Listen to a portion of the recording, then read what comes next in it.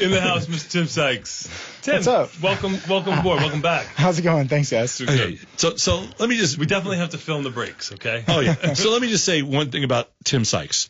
If it wasn't for Tim Sykes, I would have no reason ever to be on Facebook.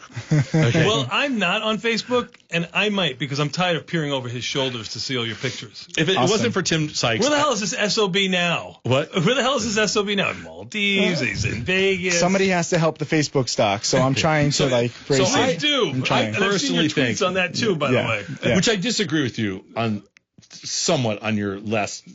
You do some really fun rants, and I'm not going to get into your rants because that's our whole shtick, and I think you're Yes, I won't steal your rants. Yeah, don't steal my rants. But your rants are funny, really funny. Good. And Thanks. but I think so here's my Tim Sykes, because I've been thinking about this interview for a couple days now. Oh. When you told me you're coming to Chicago, I'm like, you know what? Should I have Tim on or not? Because and I'm a huge I first met Tim when he was like about, I don't know, 5 or 7 years ago. I don't remember. He was like, he was just started to shave. And he had written a first book. He was the most brash, young, kid ever walked in my office before that kid we have is the child actor now. Mm-hmm. And you were so funny and you were so excited about this business. And one of the things that you've done, which is for good or bad, you are a classic engager. In other words, people just they may up. Half the people hate you, half the people love you, and whatever the case is, you don't give a crap. Yeah. You're just engaging people, and I think that's neat because ultimately they trickle down and they find us. Yeah. No, it's true. Finance is boring. Let's get that straight. Yeah, I agree. So by focusing on the rewards, what I've learned, I can make a 45-minute video, very technical, why I think this stock is a good buy or whatever. I get, a few likes. Facebook is great to judge what people like, what your audience likes. So I get a few likes, but I've worked my butt off on this video and I'm like, what's going on? Then I post a picture of me test driving a new Ferrari and I get 200 likes. And there's a big debate over which car I should get. I got a place in Miami, so I'm looking at getting either Ferrari or Lambo. That's what people like. A Lambo. Those in the know call it Lambo. You're talking about Green Bay, Wisconsin, right? In Chicago, we talk about Lambo. It's Lambeau Field, okay? Don't come to the Midwest. Okay. Don't come to the Midwest with your Miami shtick, okay? Lamborghini for you Midwesterners, okay? You can't even fit a Lamborghini. Okay. I actually can. I just test drove it, and it was really nice. I've lost 20 pounds. I've been on a health kick. Thanks. I try. But, to teach, that's what I want to do. I want to teach. But to get people really interested, you have to show the rewards. So I travel a lot. I show, look, I'm trading from the beach. People don't realize you can trade really from matters? Anywhere. I don't care. I think I would be happy trading from a hotel just as from the beach. But for people, they need to see different angles. They need to see what's possible with trading. Because most jobs, 99.9% of jobs, you can't travel. Okay? With trading, you can, and I think that we should show it more. You can do it from anywhere in the world. When I'm on a beach, literally, I was in Mexico at this beautiful beach, Capella. I thought you were going to say this beautiful something else. You said beach. The Cabos, right? Top 50 hotel in the world, perfect Wi-Fi, and I'm trading, and I make $2,000 in the morning. It pays for, the whole day and more, and that's a great Dude, we've been doing this for 30 years, okay? But you're not married. You don't have, I'm just telling you, you haven't. Is that why you lost the 20 pounds? You got that reality TV I'm just being healthier. I have to go film on a beach in the Maldives in 2 weeks. So. And it's good to be reality TV girl it's good in to your be healthy. apartment there for Fashion Week? How do you know this? What? I was talking in the studio. You guys have he comes over. He looks over my shoulder. So we have. I only because I have limited time. Yeah. So here's the question. Yeah. There is a very thin line between exploitation. Like, for example, Miss Penny stock, or you getting on a private jet, or you going to some hotel in the Maldives, or, whatever it is, or you buying a Lambo Ferrari combo, the first one ever made. Yeah. There's a very thin line between, whether you're totally serious, whether you're fooling around, whether you're, whether it really is this. See, I think you turn you almost, to a certain extent, you do you're a shock. It's shock and awe. No, that's what it is. And it turns people off. It turns some people off. It definitely does. Turns people off, but at the same time, but it turns a lot of people on. I mean, it's a question of how many people can I teach and how to inspire them. I can have a small fan base if I just did all technical stuff and I could wear glasses and I wouldn't travel and it would be very good and I would have a huge content library, very technical. I already have a huge content library. I have 700 video lessons. I work my butt off with my teaching, but it's all about getting more and more students. I have over 2,200 students now, and without all of these, superficial things, I'm let's probably talk about looking at this. like 1,000 students. So I choose more students. Okay, so fine, and I'm cool with that. Again, as long as people know what, like I'm totally fine with the whole shock and awe thing. In fact, I think it worked for for example, like Howard Stern's The World. I think it was his movie, which I always thought was funny. They always said more people that didn't like him watched than people that liked him. Exactly. Which is, I think, 100%. you get the same kind of, which to me, listen, if you're what it takes to engage a consumer audience in this business, then that's what it takes. It doesn't, the traditional stuff like the CNBCs, it doesn't work. Well, if I had nothing behind it, it would be bad, because then it's just like I'm doing it for ego, I'm doing it for attention. Sure. I'm doing it for a specific reason. Miss Penny Stock, it's fun to judge models whatever. and see, and it got me in page 6. Is it fun? Enjoy yourself? It's very fun. I had 8 of my best friends, and we're judging girls. We're asking what is a PE ratio, and the girls have, no idea. But we're going to teach them, the winners. We still have to announce it. Get ready to vote. I'm just kidding. We're going to teach. I'm dedicated to teaching. That's the one constant. No matter what I post, I am always that dedicated brings me to my that. next thing. Yeah. Okay, so you are, like I said, I've known you since you were early 20s. Yeah. You are an extremely bright, extremely aggressive, an amazing young entrepreneur. Appreciate it.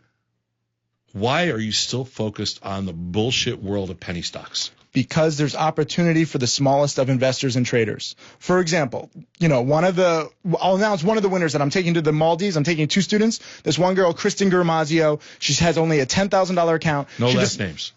Okay. Kristen okay. G, whatever, right? She's a great girl. She has a $10,000 account. She just made $4,000 on, look up ticker NTE, Nancy Thomas Edward, Namtai Electronics, right? This is a sleepy manufacturer, Chinese manufacturer, but it spiked from the 6s to the 11s on a Seeking Alpha article because they're announcing a new factory in September. They might have the Apple contract for tablets. We don't know 100%. But Seeking Alpha pumped this up. This thing doubled inside of 2 weeks. You don't have that kind of predictability. And they announced it on a contract, on a earnings call, where was it? All the way to the left of your chart. You see a little spike. Yeah, you got it right here. So what are you saying? She August bought the 6th? stock or she sold the She stock? bought the stock. So sometimes I buy stocks too. I'm known for short selling, but sometimes this was good. I bought this at 675. I sold it too early in the 7s, but she held. So when you have a possible, 50% return, right? And she was aggressive. I don't say go all in. I don't consider that trading.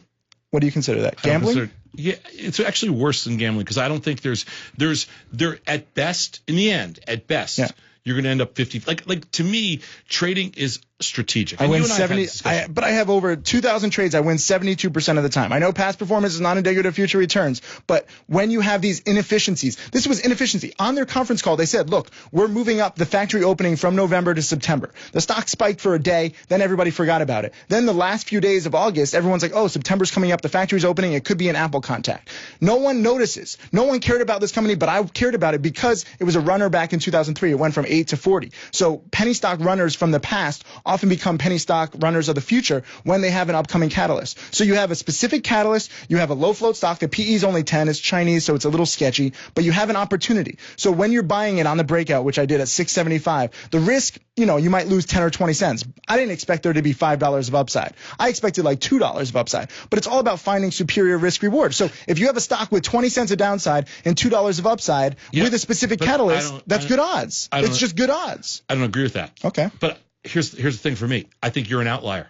I think you're outside of the curve. You are that really small percentage that has found this little niche. I do not think that you can. But I'm not doing anything special. This was just a conference call that I listened to. Anything special. Anybody can listen to the conference call. The number is posted freely on the internet. But if your success rate is 70%, okay, let's just say it's 70%. And my students are 67%. That's why I created a website to track all my students. They have 19,000 trades now. But if you go over time and you look at a sample of millions and millions of penny stock trades, the statistical chance of getting over 50-50 is 0.